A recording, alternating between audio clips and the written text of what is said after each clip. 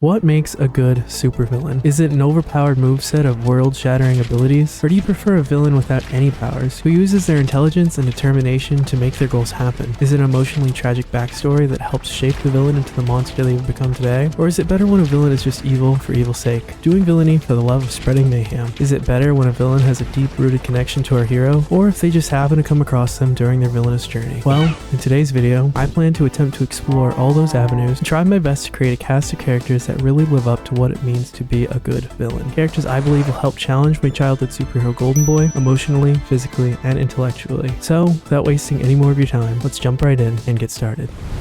So obviously, when coming up with villains for my character Golden Boy, I didn't have much to work with from the old cast of villains from my childhood. Considering a lot of my old villains weren't primarily villains to Golden Boy specifically, so I had to get creative and come up with brand new original characters using ideas that I thought would make for good storytelling and challenges that would cater specifically towards Golden Boy. Struggles that could help reshape his character as the story continues, and interesting ways he could overcome these threats that would be unique to him. So I've come up with these three, who will soon to be revealed to you. Someone who rivals Golden Boy on a physical level, one who challenges him to use his intelligence to defeat them, and one who has specific ties to him emotionally, being the driving force that even leads him to become Golden Boy. And what a better place to start than the villain that started it all. If you've been watching my videos for a while, the name Dr. Silas Zygote might sound a little familiar to you. From even when he was very young, Silas always knew deep down that he was a bad egg, that his way of thinking wasn't like the other people who he was forced to be surrounded by. To him, the world was broken, and because of the merging of the two worlds, the violent withering of our environment, and the monsters that now roamed amongst humanity, it was up to him to be the one to save it. So he studied and worked tirelessly to become as smart as he believed himself to be. But due to his underwhelming upbringing, being an orphan child during the merging war, and his radicalized way of thinking, who would possibly ever take him seriously? So after observing the world around him for years, he learned the one skill that was superior to anything he could ever hope to learn, was the power of charisma. Nobody would ever listen to the weird orphan kid that obviously had something scrambled about his brain, but everyone would blindly follow the man who made them feel important with the way he smiled, the way he'd laugh at their stupid jokes, and the way he'd sweet talk them with the smooth, comforting sound of his voice to do whatever he wanted them to do. He built this mask to hide the bad egg inside, and honed his skills to become one of the most influential men on the entire planet. All he needed now was the resources to do so. Luckily for him,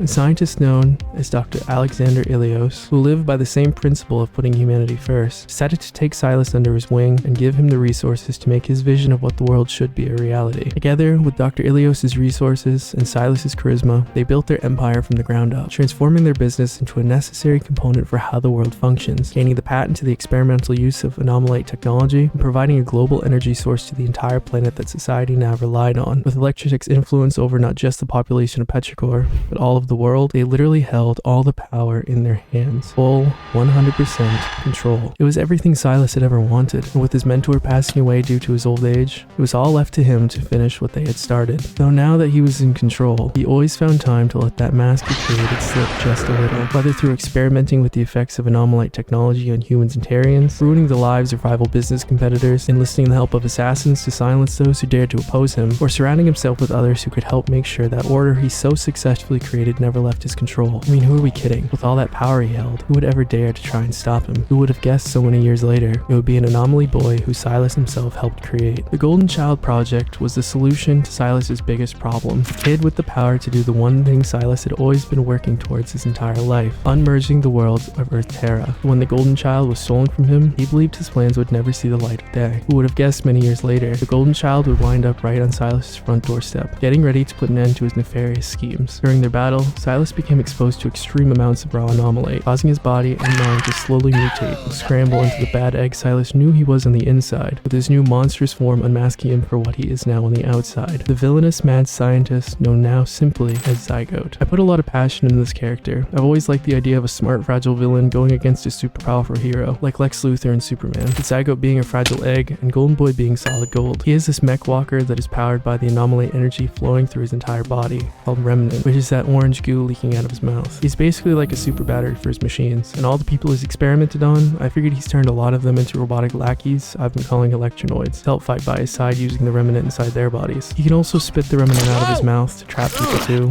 like a sticky yolk loogie. He's obviously Golden Boy's archenemy, having emotional ties to his backstory, and being the looming threat that manipulates the events in the background. We'll also get to see how he goes from his human form to his monster form as the story develops, and the mutations take him over. Now that we've got him out of the way, things are about to get a lot more physical. What am I doing? Why am I doing this? Oh yes, because it's fun! Zygote Brass has always felt like a fraud, being adopted into a family of rich high society socialites with a powerful business empire of performance-enhancing products that has given them their status. Zygote has always had to try to live up to the societal expectations and standards his parents have required of him. Rule 1, never show weakness. Rule 2, never mingle with those below you. Rule 3, never embarrass the family name. And even though this made him feel angry inside, he tried his best to become the person he was expected to be. He thrived in sports and showed no mercy to his competitors. He never mingled with anyone who he believed was not good enough to be seen with him, actively treating a lot of these people with disdain and disrespect, saying he was entitled to act this way as a member of the Brass family, leaving many people to cower in his presence. He didn't like to be this way, but felt that if he wasn't, he'd end up just like them, without status, without power, without parents.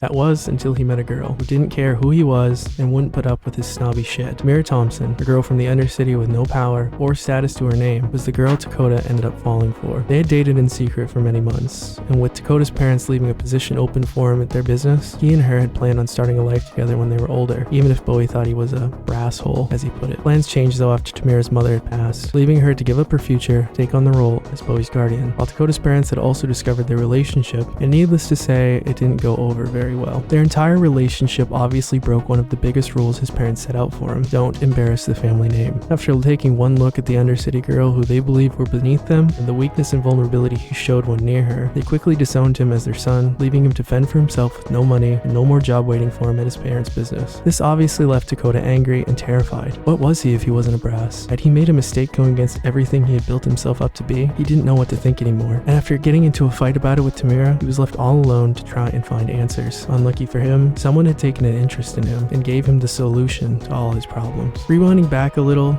after Zygote had discovered the reemergence of the Golden Child, he knew he had to find a solution to this problem. You see, Golden Boy opposes everything Zygote stands for, exposing his secrets, being the chaos to his order, and showing the world that anomalies are people too. If he was going to persuade the world to think the same way he did about the anomaly problem, he knew he had to find a way to capture Golden Boy. Though due to his current state and his greatest electronoids unable to apprehend him, he needed something that could rival this Golden Boy at his level. He needed another Golden Child, but without the time or resources to create another being like that the way he did before, he had to get creative. He couldn't make gold, he'd have to settle for fool's gold. So after Zygote had agreed to let Electrotech solve his problems, Zygote quickly put him under experimentation. Using some of the old Golden Child DNA, he injected it into Dakota's body, while also using Anomalite to encourage a reaction the same way Golden Boy's had occurred. You see, the reason Zygote had sought out Zygote specifically is because he is an anomaly. What Zygote doesn't understand yet is that he isn't the same kind of anomaly as Golden Boy is. So mixing the Golden Child DNA with an anomaly unlike Golden Boy, while also exposing him to Anomalite, resulted in a very unusual mutation. It had gotten Zygote the results he wanted, but it was unlike how he would imagine it be. Zygote had gained the ability to generate bioarmor, but it was discolored,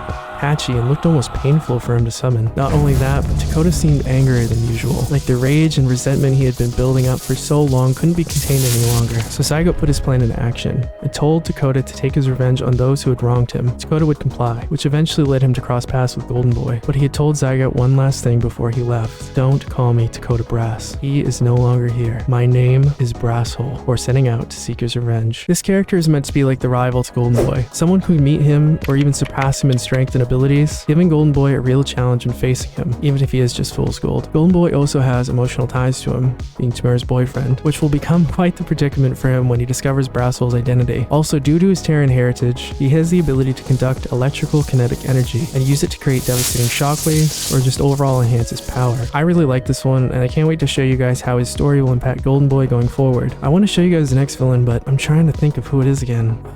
Think. Oh, right. Let's make this more interesting. Oh, here we go! Getting strong now! That's a pretty neat trick. Impressive, huh? Actually, no it isn't. Well, guess what, twerp? That's just one of the generators in this joint, and the more of them I drain, the stronger I'll get. Paula Laris used to be a regular college girl, a girl who grew up in the Undercity that made sure she would set her life up for success and never let herself ever lose control over her own destiny. Everything was going good for her for a while, moving into her dorm, making new friends, and studying the properties of magnetism to better understand a part of her Terrian heritage. But all that changed the day she met Professor Eugene Edwards, the medieval historian teaching a class at the university before hitting retirement in the upcoming years. Needless to say, Paula didn't really have any interest in medieval history, but something about the way the professor encouraged her and made her feel important during their discussions is what ultimately led her to allow him to convince her to change her major over to medieval history. If she finished with a degree for his class, his job would be hers after he retired, providing her with the security, power, and control over her own life, something growing up in the Undercity never truly ever provided. So she took him up on his offer and began to train under him as his mentee, taking private lessons with him and growing closer as the years went on. It didn't take very long for the status of their relationship to become more than professional. As time passed, a romantic relationship began to develop between Paula and the professor. They began dating in secret to not alert the university administrators and his wife. Paula knew what was wrong with him still being married and all, and the rather large age difference between the two of them. The ways he had made her feel seen and loved like no one ever had before was what gave her the sense that what she was doing with him was justified in a way. Once she graduated, he said he'd serve the divorce papers and they could be together for real, and she never had to return to the Undercity ever again. He was her knight in shining armor, and they loved each other. How could that possibly be wrong in any way? She would soon learn how wrong it was the coming weeks after her graduation from the university and securing her medieval history degree. As time passed, she no longer received any word from the professor. She began to wonder why all of a sudden he had ghosted her. So when she decided to confront him and learned he had signed on for 4 more years of teaching, no divorce papers had been filed, and a new girl was having the same private lessons she and him had shared all those years, she realized she had been played. There was no job waiting for her, no knight in shining armor there to save her from the Undercity life. And of everything she had lost though, the one thing she felt the most shame for losing was the control she held over herself. She had a bright future and a good sense of self-worth. She allowed herself to give it all up for a man who never saw her as more than a foolish plaything. Everything was hopeless. That was until someone had approached her with an offer to gain the power she lost back. With a better understanding of how anomalies worked and the public's perspective on them leaning towards his favor after the Brasshole incident, Zygote knew he had to make another disruptor, as he called them. Even though many people were beginning to believe anomalies might be dangerous, the existence of Golden Boy, an anomaly who helped protect the public, still had many people believing anomalies deserved the rights as any other person. So if Zygote was going to bring everyone to his side, he'd need a disruptor that would make some real noise in his favor. Enter Paula Laris, an anomaly whose heritage allowed her the ability to manipulate magnetism to her will. Holy fuck, sorry. A power so great, in the wrong hands, could cause catastrophic damage, and Paula seemed like the perfect candidate to fill those hands. After some intense experimentation and exposure to Anomaly, Paula Laris was ready to take her revenge on the professor, his wife, his new mentee, and anyone who dared get in her way. She used her powers to form a knightly set of scrap armor around herself. Paula Laris was no more. All that remains is the Magknight. If you're smart, you stay down. Up until this point of the story, Golden Boy has been relying a lot on the new gear Gridghost has been providing to him. But what happens when the metallic machinery you've used no longer works against the villain you're facing? When Golden Boy eventually takes on Magknight when they cross paths, he'll have to use his intellect and find a creative way to take her down. You people, hello! What does it take for you to run for your lives? Yeah, this is exactly what I need in my life right now. Then again, it has been almost 2 hours since I last feared for my life. Need to tag out? Car! Listen, you keep it there, it might get towed. Don't get testy, Junior. You know, every time I've had a car thrown at me, the very next thing that happened has sucked so much worse. Here comes the showstopper. Well, that's no good at all.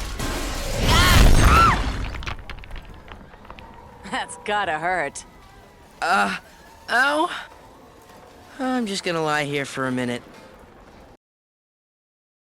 So now with these 3 villains ready to take on our hero, I actually wanted to take the rest of this time to introduce another villain, who I've been slightly teasing throughout the course of this video. A villain who fills out every category of being an emotional, physical, and intellectual threat. A villain who I believe will be the greatest challenge Golden Boy will ever face. Some believe he's been around forever. Some even say he doesn't exist at all. And then there are those who are the most unlucky. The ones who are unfortunate enough to cross his path. They do not know if he is human, Terrian, anomaly, or something else entirely. All they know is the name those who have survived encounters with him have called him. The beast who can't feel pain, one who watches your every move. A man simply known as Azoic. Azoic is unlike any villain Golden Boy will ever face. Maybe I'll let you live to tell the tale. Maybe not. Since the first emergence of Golden Boy, as his story continues, Azoic will begin to appear in the background of his journey, silently watching and observing his every move, as he grows closer and closer as time goes on.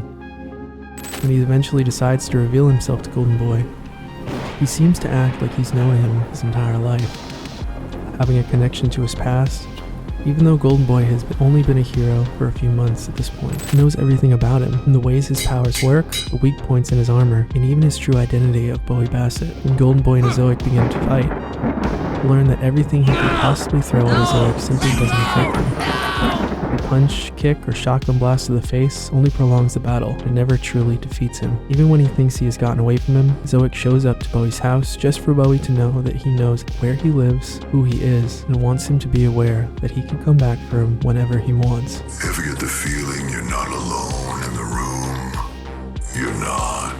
Leaving Bowie with the very real danger that his presence as Golden Boy has put himself in. Azoic's motives are unknown. He seems to want to test Golden Boy and see if he truly is who Azoic believes him to be. He cannot feel pain, and every injury he gains, he is able to regenerate back from. If Golden Boy was an immovable object, Azoic would be the unstoppable force. Even though his outer armor appears to be old pieces of technology with strange runes carved into them, his insides appear almost alive, with moving tendrils of flesh filling the crevices of his armor. He knows Bowie's weak points, and is able to fill his armor with this purple corruption. With Azoic out there, and unable to be truly stopped, will Golden Boy be able to defeat him?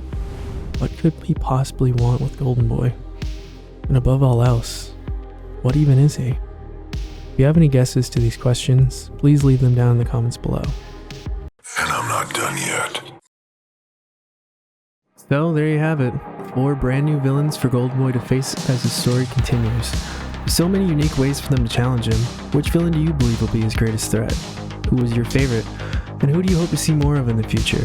Please let us know down in the comments below. So, future Nicholas Knight here. Since I recorded the original outro for this video quite a while ago, sorry about that, I just wanted to come on here and give a little update about some things going forward with the channel, as well as acknowledge some of the amazing people here in our little community that definitely deserve some shouting out. First off, I just wanted again to apologize for how long we've been gone since our last upload. I just wanted you all to know that the wait was just as annoying on our end as it was on yours, and I really do appreciate everyone who has stuck with us during the long waiting period, as well as just everyone who's been here since our journey on YouTube began. Recently I noticed a full year since the first video posted went by a few days ago, and it's honestly crazy to even think it's been a full year posting Golden Boy content, and it still feels like we've barely gotten started. Though it is crazy, this really is just the beginning. I've got so many things planned to show you guys going forward, and I'm not stopping anytime soon. We are going to try our best to prioritize posting more, because as much as it is hard trying to balance real life with YouTube things all the time, working on Golden Boy and his story is ultimately what I want to do with my life. So going forward, expect more regular uploads,